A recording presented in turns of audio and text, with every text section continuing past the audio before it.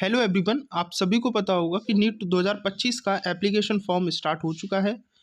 Application form किस तरह भरना है, कौन सी गलतियां नहीं करनी है, उसके लिए मैंने ऑलरेडी वीडियो आपको प्रोवाइड करा दी है। किस किस डॉक्यूमेंट्स की रिक्वायरमेंट होगी वो भी मैंने वीडियो प्रोवाइड करा दी है। आप चैनल पर जाकर के वीडियो को देख सकते हो।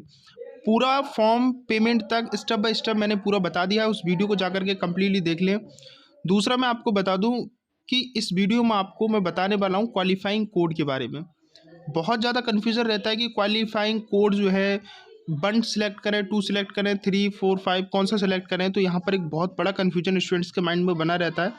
तो इस वीडियो को देखने के बाद आपको कोई भी कन्फ्यूजन नहीं रहेगा। तो वीडियो को बिल्कुल भी स्किप ना करें, चैनल को सब्सक्राइब कर दें और वीडियो को लाइक जरूर करें। कोई डाउट हो तो कमेंट में आप जरूर बताइएगा। तो सबसे पहले हम बात करते हैं कोड 1। कोड 1 उन स्टूडेंट्स के लिए सिलेक्ट करना है अगर आप 12th 2025 में कंप्लीट कर रहे हैं, ठीक है। या फिर आप कह सकते हो कि अगर आपका बोर्ड 2025 में 12th का जो बोर्ड है वो 2025 में होने वाला है, या आप इस तरह से कह सकते हो कि अभी आप अपीयरिंग हो 12th में, तो आपको कोड 1 सिलेक्ट करना है। दूसरा, आप 2025 में ही एग्ज़ाम क्वालिफाइंग कर रहे हैं तो आपको कोड 1 सिलेक्ट करना है।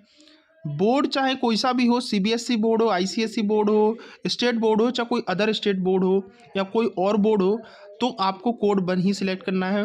मतलब आप 12th जब आप एप्लीकेशन फॉर्म फिल कर रहे होंगे तो वहाँ पर आपको अपीयरिंग, अगर आपने सिलेक्ट कर रखा है अपीयरिंग, तो आपको कोड 1 सिलेक्ट करना है। ये चीज़ आप ध्यान रखिएगा। अब कोड 2 किसको सिलेक्ट करना है?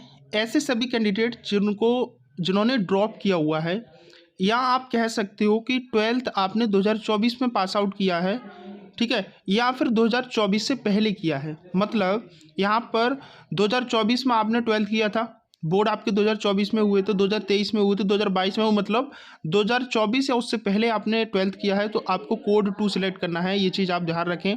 मतलब आप यहाँ कह सकते हो कि गैप सर्टिफिकेट रिक्वायर होना चाहिए आपको admission at the admission time या काउंसलिंग टाइम, ठीक है। दूसरा, यहाँ पर बीएससी ड्रॉप आउट, ऐसे सभी कैंडिडेट जिन्होंने मान लीजिएगा बीएससी में एडमिशन लिया, 1 साल 2 साल करने के बाद उन्होंने कहा कि हमें अब बीएससी नहीं करना है, कोई अदर कोर्स नहीं करना है, आपने उसको छोड़ दिया, ठीक है। अब आपने वहाँ से जो डॉक्यूमेंटेशन है सारा कुछ वापस करा लिया, आपको वहाँ नहीं पढ़ने जा रहे हो, वहाँ से आपने बिल्कुल कैंसिल हो, तो ऐसे सभी drop out candidate code 2 select करेंगे, ठीक है। कोड 2 मैं फिर से बताता हूँ, ड्रॉपर स्टूडेंट्स को ही सिलेक्ट करना है। जो 2024 या उससे पहले 12th किया है तो उनको कोड 2 सिलेक्ट करना है, ठीक है। जिनका 1 या 2 कोई साल हो जहाँ पर गैप हुआ है 12th के बाद, तो उनको कोड 2 सिलेक्ट करना है। गैप सर्टिफिकेट का फॉर्मेट मैंने अपने टेलीग्राम पर शेयर कर दिया है, वहाँ से आप लोग सर्टिफिकेट इसका ले लें, उसको प्रिंट आउट कराकर गैप सर्टिफिकेट बनवा लें। अब कोड 3 किसको सिलेक्ट करना है? ऐसे सभी कैंडिडेट जो कर्नाटका बोर्ड से 12th किए हैं, कर रहे हैं, उनको कोड 3 सिलेक्ट करना है। या ऐसे सभी कैंडिडेट जो पीडीएस या पीयूसी स्टूडेंट्स हैं, उनको कोड 3 सिलेक्ट करना है, अन्यथा किसी कैंडिडेट को कोड 3 नहीं देखना है, ठीक है। अब कोड 4 किसको सिलेक्ट करना है? ऐसे सभी कैंडिडेट कोड 4 को सिलेक्ट करें जो 4 ईयर का कोई प्रोफेशनल कोर्स कर रहे हों, लाइक आपका बीएमएस हो गया, या कर रहे हैं या कंप्लीट हो चुका है, बीएचएमएस है, बीएससी नर्सिंग है, बी फार्मा है, एग्रीकल्चर है, बीटेक वेटनरी या बीपीटी, ऐसे स्टूडेंट्स हैं, तो आपको सिलेक्ट करना है कोड 4। कोड 4 यहीं आ रहा है, 4 ईयर का कोई प्रोफेशनल कोर्स जो है वो कैंडिडेट 4 कोड सिलेक्ट करना है, ठीक है। प्री प्रोफेशनल या प्री मेडिकल एग्जामिनेशन या कोई फॉरेन से स्टडी कर रहा है तो उनको कोड 4 सिलेक्ट करना है। मतलब आप 12th के बाद आपका गैप होना चाहिए, ये मैंडेटरी है, ठीक है।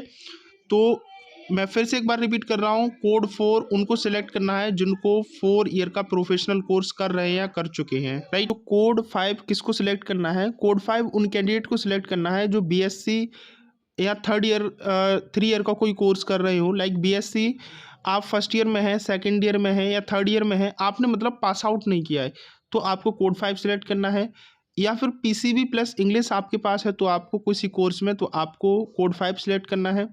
या कोई 1 सब्जेक्ट वाला कोर्स या कोई कुछ कर रहे हो तो आप कोड 5 सिलेक्ट करना है, लेकिन 1 सब्जेक्ट मैंडेटरी होना चाहिए।